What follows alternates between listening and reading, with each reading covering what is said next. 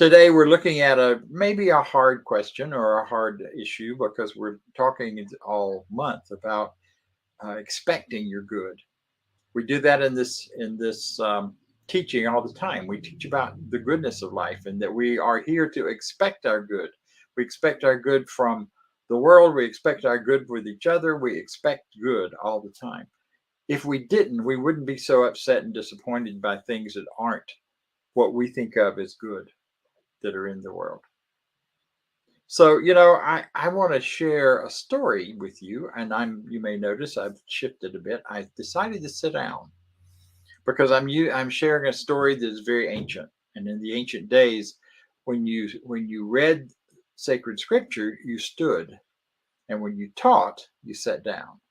So I'm sitting down because I want to sit down here and have a talk with you. I want to share with you some ideas about this whole business of what do, what happens, what is it all about when the bottom falls out. And my story is it's not my story, it's a story I first heard when I was very young. I was a kid, I was a child. That's probably one of the kind of children's song at the beginning today. And what I found, when I first heard this story rather, it resonated with me in some very powerful ways. And while many stories from my childhood have since dropped away, and I've since taken a look at them and said, "Oh no, not me," that's not the truth for me. This one has stuck, and it's from well, you'll know where it's from. The story goes that there's a young man. He's born into a large family with several older brothers and much older. He was kind of like the child that came along later when his father was very, very far up in years. And the father doted on him a lot because he saw something in this boy. He saw something that was different. He saw something that wasn't like the rest. And so he doted on him when he sent the older brothers off to take care of the sheep in a pasture far away across the mountains in a different place. He didn't let the boy go. The boy stayed with him. And as he got older, he decided that, or as the boy got older, he decided it was time for him to go and bring some good gifts to his brothers. So he dresses him up in a colorful coat, the coat of many colors. The story says it's been translated into a modern musical called the coat the Joseph and the Technicolor Dreamcoat, which by now you know who I'm talking about, if you know any of the biblical materials. And so he goes to his brothers, and they see him coming from quite a ways off because he's got on this bright colored coat, unlike most men at that time would be wearing. He wasn't dressed like everybody else. And they started making up stories in their head. You know how we do that when we see something that's out of the ordinary and something we kind of don't know about and don't want to know about, or maybe we just don't understand. So they started making up the story that in their heads that this was Dad's favorite and Dad liked him more than them, and the best way to get Dad's attention back would be maybe to get rid of this kid. So when he gets there and brings the food and the gifts, they take that, they strip his coat off, and they throw him in a pit. Talk about the bottom falling out. You go immediately from thinking you're about to be welcomed in as the wonderful person you've come to believe yourself to be, and instead you're thrown in the pit by the very people that you think should love you. I don't know about you, but I've had that experience. I first had it the first time when my father died, and all of a sudden, I was 7 years old, but I remember clearly when I heard that news thinking, oh my God, I'm on my own. What am I going to do? Now, people weren't turning against me by any means at that point, but they didn't know what to do with a 7-year-old who had just lost his dad because Dad was the primary caregiver for me. Wow. Talk about him being in the pit. I was in the pit. You've probably been in the pit. A lot of people were thrown in the pit 3 years ago when COVID hit. 3.5 years ago now. We closed centers, we shut down, we stayed home. We suddenly went from being out in the world having a grand old time to being, oh my God, we can't leave our house without fear of dying. And sadly, many people did. So we all know what it's like when the bottom falls out. I mean, if you're standing over a pit, when the bottom falls out, you end up the pit. So what did Joseph do? Well, there wasn't anything he could do. Except at some point, a caravan is going by of, uh, of traders on their way to Egypt to sell their goods and buy more goods, take them back to wherever they came from. And so they pulled him out of the pit, sold him to the caravan, and sent him on his way. They were done with him. You know, many of us would like to do that with the things in our lives that have fallen in the pit, the parts of our lives that may seem to be troublesome and difficult. We'd love to get rid of them. We'd love to just pull them out of us and throw them away. I used to say that about a lot of different parts of me, and I won't go into those details. I'll spare you that pain or humor. Yeah, I mean, think about it. You wish you could get rid of your addiction to food, or your addictions to this, or your addictions to that. You wish you could get rid of that part of you that just gets mad as hell about things, and you can't seem to control it. You wish you could get rid of your resentment of other people. So you try to get rid of the thing you resent. You try to get rid of the things that represent all of those stories within you. And it may appear for the moment that they're gone. But as we'll see in the rest of the story, they aren't.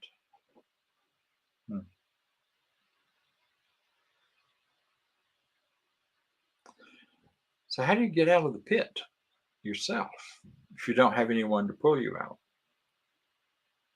I have several thoughts about that. One of them is from a talk I heard years ago at our gathering at Asilomar, ours being Center for Spiritual Living. And I heard a minister say, you know, sometimes, actually it was Carol Carnes, you can't get out of the pit. You can't get out of it. If you fall in a well and you just can't get out, and you feel like you're surrounded by walls that keep you from growing and growing and doing what you want to do because you're drowning in this well, instead of trying to climb out and claw your way out of the well, sometimes the best thing to do is to dive deep. Dive deep into the well. Dive deep into that which seems to be the problem, seems to be the limit, seems to be the thing holding you back. And she went on to say that, you know, it seems that the very best thing that happens with that is that you'll find at the bottom of the well, if you explore it deeply enough, you'll find at the bottom of the well a trap door that leads you out into the light. I know that's true for addictions. I know you never cure it by pretending it's not there, by trying to push it aside. You never heal from an addictive process without diving into the depth of it and owning and speaking about and thinking about and yes, praying about what it means, writing about. I was early in this teaching when I began to remember some early childhood horrors. And when I started remembering them, I'd had them shut off for a long time. But one of the things that this teaching does is it teaches us truth. It invites us into the deeper truth of who we are. Well, I could no longer ignore those parts of me that were the truth of my experience. And it took some sorting out to discover they weren't the truth of who I am. But I had to dive deeply into them. I had to dig down in the bottom of that pit and look at it and admit it and own it and recognize the things that had happened and the people that were involved. I had to do a lot of forgiveness work.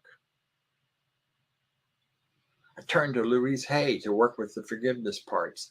I turned to others within our teaching. I hung on to the work of Ernest Holmes with the idea that there's one power That power is for good, and that power is within me and within each of us. Therefore, it is always available. So no matter how dark things may have seemed, and they got pretty dark for a while, no matter how deeply I might go into the pain of all of that, I would never be left there or stuck there, because there was something else alive and well in me. And as I began to remember and work with these things as they came to mind, I called them fur balls at the time. It was like things would pop up and start showing up in my life, and I couldn't cough them out, and I couldn't get rid of them, and I couldn't make them go away. But as I began to really take a look at each one, when it showed up, I wasn't forcing anything. It disappeared. Now, I know I'm being kind of abstract here, but I'm doing that because I suspect within you, if you've been through any kind of traumatic healing, you know what I'm talking about. You know what those fur balls are like. And you got to get them up and out and be done with them, and they dissolve and go away. And over time, there were few fur balls that ever showed up again around those old issues. Because as you go deeper into it, what happens is you shine the light of consciousness on them, the truth reveals itself, and they dissolve if they are not of the truth. So I went from feeling like a victim and being a victim and having been victimized for sure, to surviving and being proud that I was a survivor of this, that, and the other. And from there right on into thriving. And then after a while, those things weren't even a part of my story anymore, or my self-awareness. So getting out of the pit often means diving deep into it and facing what's in that pit with you. I'm sure young Joseph was not a happy camper at the bottom of that pit. We don't have any record of what he thought about and what he talked about, or how he processed. But if he knew anything about who he was, I'm sure he brought all that into question. I'm the special one. Why am I in the pit? You ever have that moment? I did everything right. Why am I in the pit? I'm a good religious scientist. I practice treatment every day. I do all the things I'm supposed to. Why are bad things still happening to me sometimes? See, and that question gets you nowhere, because that just leads to blaming yourself or blaming God, and blame never gets us anywhere. Blame just goes a whole nother way. Blame just says there's something wrong here, and we got to figure out who's wrong and what's wrong. Where the way out of that and through that is to simply turn that around and go, who am I that I can transform this? Where and how do I use that word within me, that belief within me, that faith within me, to find a better way, to see a better path? And whatever his process was down in the hole, the brothers eventually dragged him out and sold him to the caravan. So now he goes from being the blessed son to the slave. And so they take him to Egypt. And because he sounded and looked and had probably was a little more articulate than some of the people, they sold him to a man, a landowner, a slave owner, who was also the assistant to the Pharaoh and in charge of the money. He was a tax collector. And rather than putting him out in the field to work, he recognized within Joseph something that his father had seen, Joseph's father had seen. And in recognizing that something within him that was great and good and powerful, he put him to work keeping the books, helping with that, and scribing the books. And as the story goes, Joseph came up with some great ideas on how to manage money. He also, whenever there was a time of great plenty in the harvest in Egypt,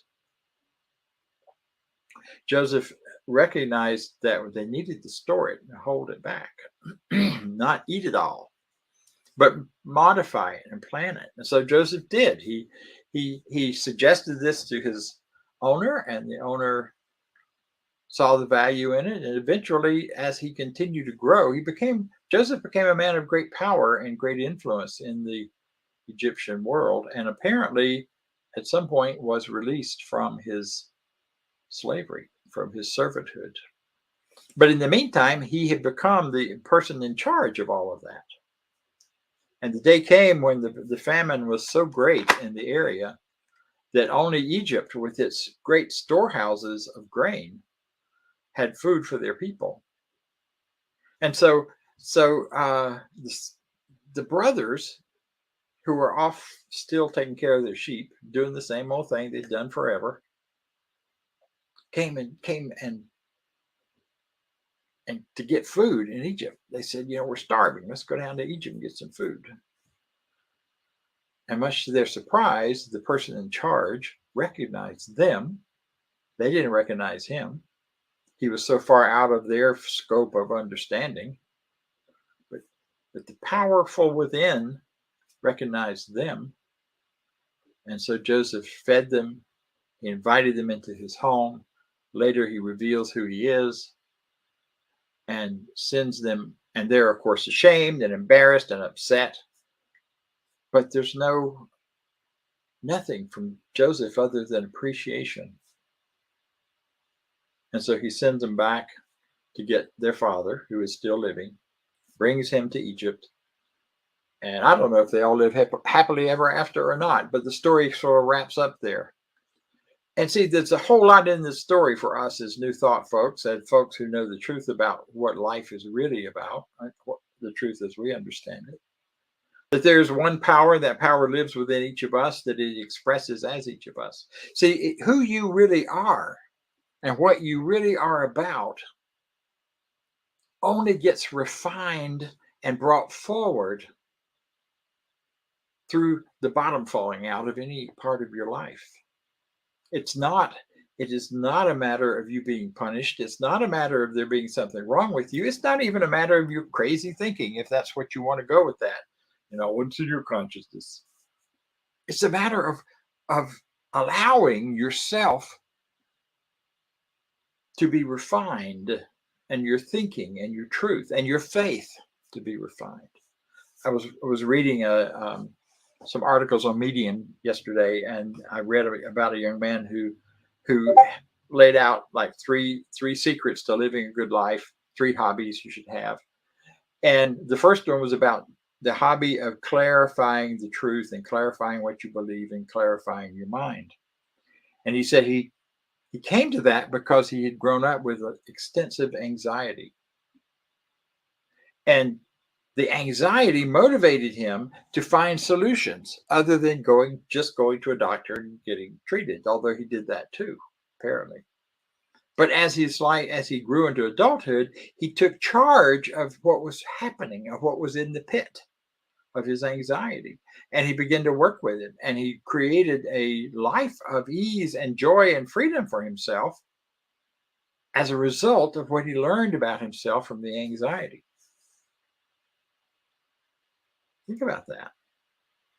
See, who Joseph truly was did not ever get dimmed by his experiences. There's some other parts of the story. We're not going into all that. But what remains true from the beginning to the end is he's recognized as someone unique and someone special. And all the way through the story, that keeps showing up again. It cannot be hidden. There's another thing in the I think it's the New Testament that talks about don't hide your light under a bushel. You can't, folks. You can't. You can try. Who you are shines through no matter what. And especially when you use your gifts. And by gifts, I mean those things in you that are automatic. That are just what you do because you do it because it's fun. Not because it's easy or you've struggled to make it happen or you're trying to become the great or whatever that you want to become, but because this is who you are naturally. Just be it. And do it. And you'd be amazed when you're doing that how effortless it may feel and how recognized it is by the world around you. People love recognition and recognizing the goodness in other people. They may not say that. What you may get is the competition and all those other crazy things that happen in the world. But the truth is, underneath it all, it's all about the joy of recognizing someone's good, someone's power, someone's love, someone's ability to create. I experienced that during a period of time where I went wandering in the in the wilderness. I had time off. I was between centers, and I wanted to take some time off, so I did my walkabout, as I call it, uh, in 1999 into 2000. And in 2000, I found myself stranded at the Grand Canyon. Well, not a bad place to be stranded, except if you don't have any money. I didn't have enough money to buy a permit to go down in the canyon and hike. So there happened to be guys behind me in the line that said, well, you know what? You've got a campsite, right? I said, yep. Well, we can't get a campsite because they're RU. So will you share your campsite with us, or we'll share our ticket with you? And I'm like, perfect. So we went and we did that. We had a great time. And I figured out when I came back from the hike that I could be stuck there, but what would I do in that hole? I thought, well, it's spring. They're hiring for the summer. Maybe they have a spot for me. So I went in and talked with the person doing the hiring, and she laughed when she heard about my credentials. And she's like, we got PhDs cleaning toilets here. I said, well, I'd rather not clean toilets, but what have you got? And she said, well, you're pretty personable. How about being the welcome person at the desk for bringing people into the steakhouse? And I went, okay, what do I get for that? Well, you get a small salary, you get food for $1, and you get to work. And I thought, well, I could do that. And over time, I could save up enough money to get over being stuck. How I got stuck there is a long story, not worth telling. But what happened with that, what ended up being the real power of it, was that I got to stand at my little podium every night. I got to welcome people from all over the world in and give them a little buzzer so they know when it was their time to eat. And I got to watch the sunset into the Grand Canyon every day that I worked. Well, here's the Joseph part of the story.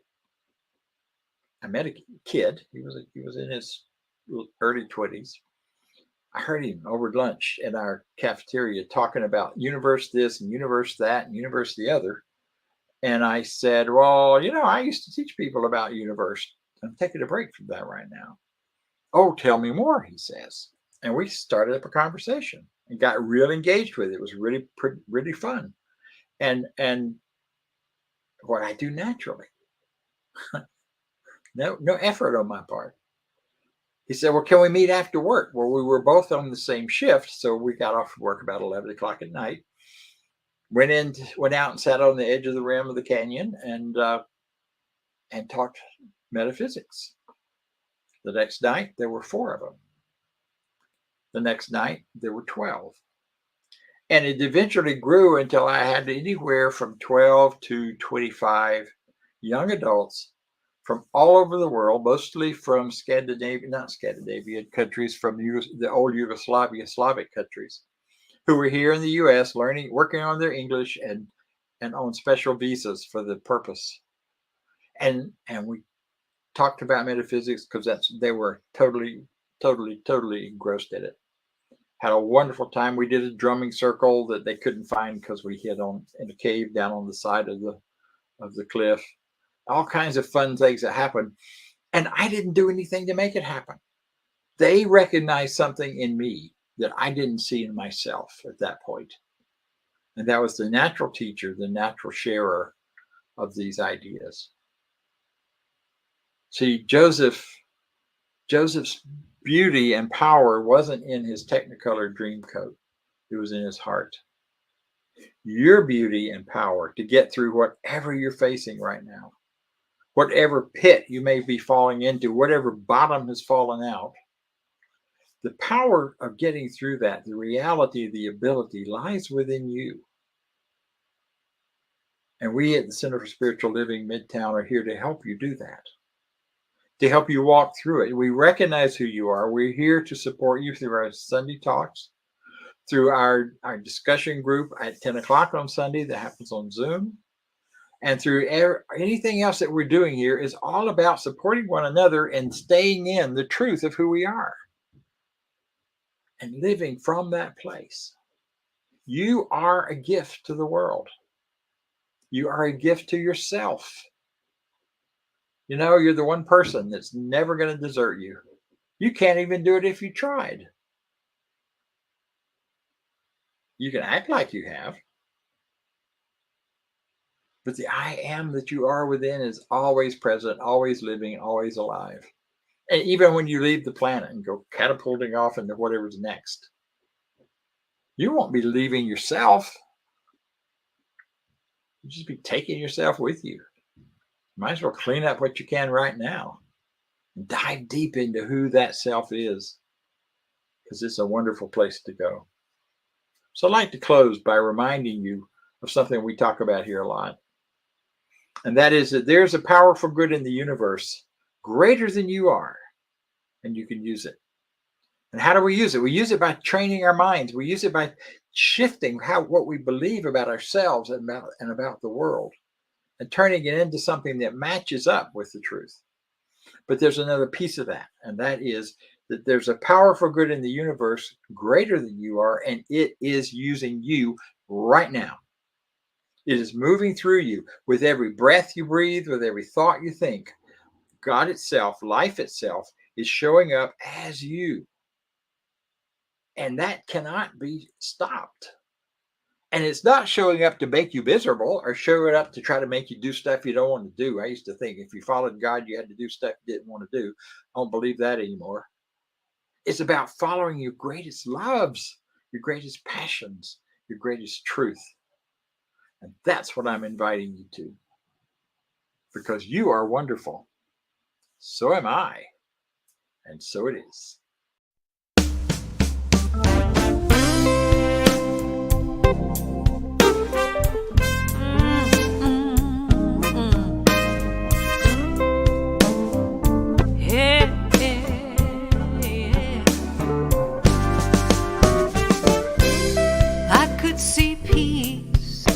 Instead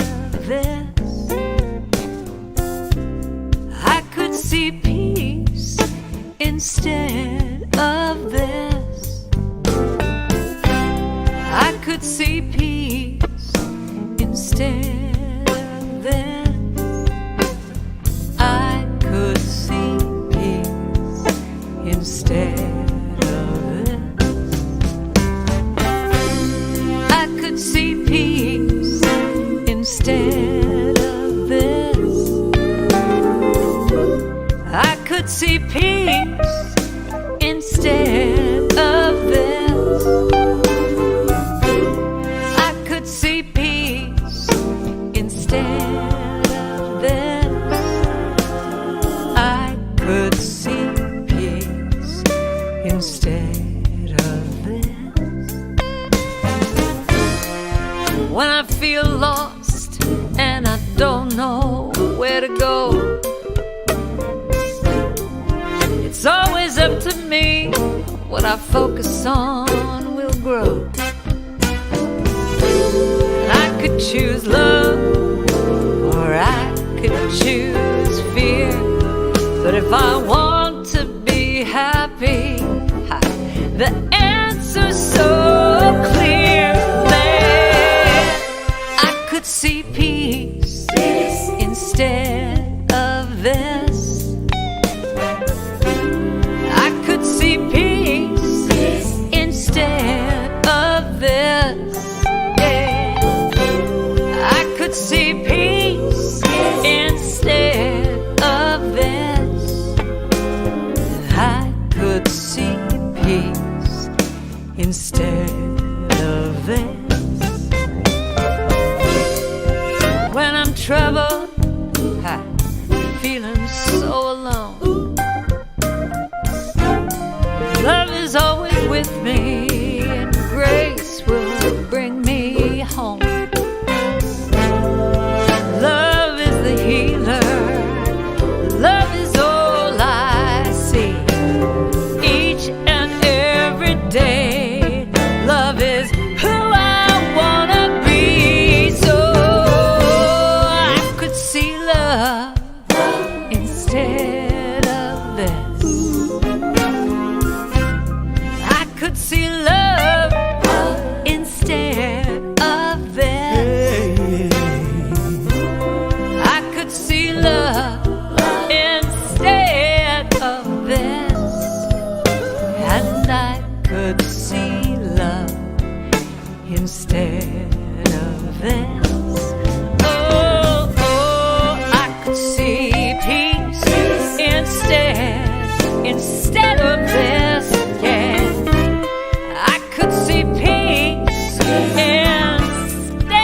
this. I could see peace instead of this. I could see peace instead of this. And I could see love instead of this. Oh, I could see peace.